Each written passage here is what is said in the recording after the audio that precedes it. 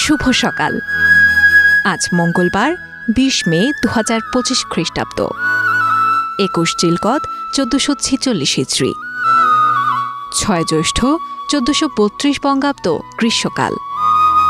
বৈশাখের উৎসব পেরিয়ে প্রকৃতি আজ দাঁড়িয়ে জ্যৈষ্ঠের দুয়ারে। ঝলসানো দুপুরেও সবুজ পাতার ফাঁকে লুকিয়ে থাকে শান্ত ছায়া আর ফুলে ফলে ভরা গ্রীষ্মের কবিতা। আম কাঁঠালের পাকা গন্ধ আর মিষ্টি আহ্বানে হাজির হওয়া জ্যৈষ্ঠের সকাল শুভ হোক আপনার জন্য।